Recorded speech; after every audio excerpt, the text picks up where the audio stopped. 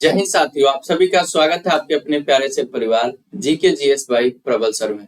मैं प्रसून आज आप लोगों का एक बार फिर से आपकी इस क्लास में बहुत बहुत स्वागत, वेलकम, अभिनंदन करता हूं और आशा करता हूं कि आप सभी मेरे प्यारे साथी बहुत अच्छे होंगे। और मैं बार बार बोलता हूं कि ये खामोश मिजाज जिंदगी जीने नहीं देगी, इस दौर में जीना है तो कोहराम मचा डालो। भाई साहब लगे रहो। और आपको पता है कि आज हम लोग बहुत ही प्यारा सा टॉपिक पढ़ने वाले हैं। हम लोग पिछले क्लास में रीति काल के बारे में पढ़ रहे थे और उससे संबंधित आपके जो भी रचनाकार हैं और उनकी रचनाएं हैं उसके बारे में हमने पढ़ा था। और आगे की कड़ी को स्टार्ट करते हैं और देखते हैं कि आज हम लोग क्या पढ़ने वाले हैं।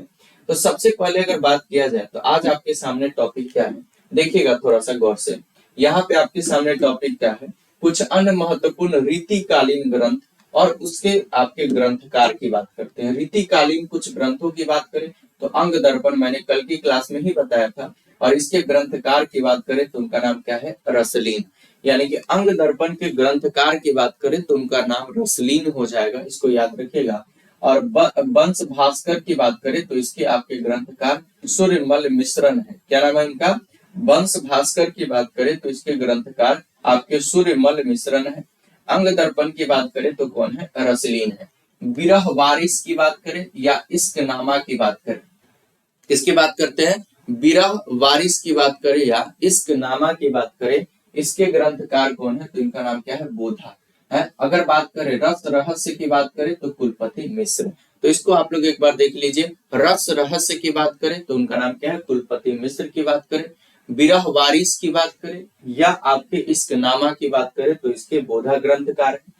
वंश भास्कर की बात करें तो सूर्यमल मिश्रण की बात करें और आपके अंग दर्पण की बात करें तो इसके आपके ग्रंथकार रसलीन है। इस तरीके से हम लोग रीति काल को भी क्या कर दिए, खत्म कर दिए। अब हम लोग क्या करेंगे, जो हिंदी साहित्य को 4 कालखंडों में विभाजित किया गया था उसमें मेरे प्यारे साथियों सबसे अंतिम की बात करें जिसको हम लोग आधुनिक काल कहते हैं, उसको हम लोग पढ़ेंगे और उससे संबंधित रचना और उनके रचनाकारों के बारे में चर्चा करेंगे। आधुनिक काल के विभाजन की बात करें तो इस तरीके से किया गया है।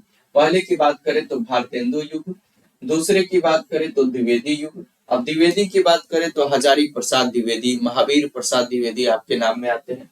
भारतेंदु की बात करें तो भारतेंदु हरिश्चंद्र की बात करते हैं। फिर छायावाद की बात करते हैं, फिर आपके प्रगतिवाद की बात करते हैं, फिर आपके प्रयोगवाद। तो वाद से संबंधित ये आपके तीनों हो गए, छाया, प्रगति और प्रयोग। कौन हो गया भाई साहब, छाया। फिर उसके बाद बात करें प्रगति और तीसरे की बात करें तो आपके क्या हो गया, प्रयोग। ये वाद से संबंधित। और द्विवेदी और भारतेंदु युग हो गया। फिर आपके नई कविता और समकालीन कविता। इस तरीके से आपको आधुनिक काल का विभाजन किया गया है।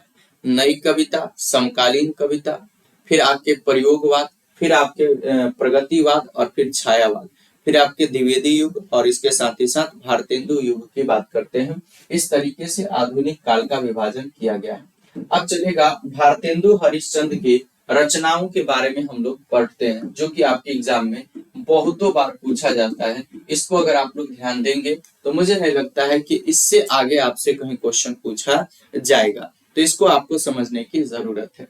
तो भारतेंदु हरिश्चंद्र की रचनाओं की बात करें तो विद्या सुंदर की बात करते हैं। फिर आपके पाखंड विडंबन की बात करते हैं, किसके भाई साहब, विद्या सुंदर की बात करते हैं। फिर आपके पाखंड विडंबन की बात करते हैं। फिर आपके वैद्य की हिंसा हिंसा न भवती, ये बहुत इंपॉर्टेंट है, ये बहुत इंपॉर्टेंट है भाई साहब। वैद्य की हिंसा हिंसा न भवती, क्या है भाई साहब, वैद्य की हिंसा हिंसा न भवती।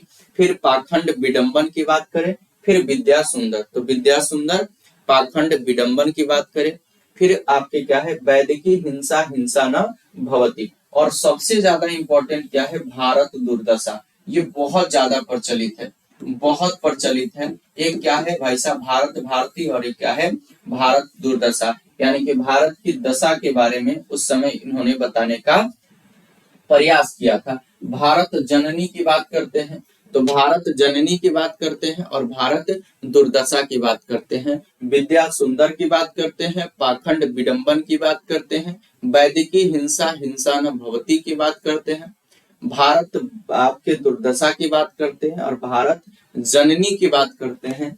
साथ ही साथ अंधेर नगरी की बात करते हैं, या आपकी क्या है नाटक या प्रहसन की बात करते हैं। तो अंधेर नगरी, भारत दुर्दशा, भारत जननी, वैदेकी हिंसा हिंसा न भवती, उसके बाद पाखंड विडंबन और आपके विद्या सुंदर।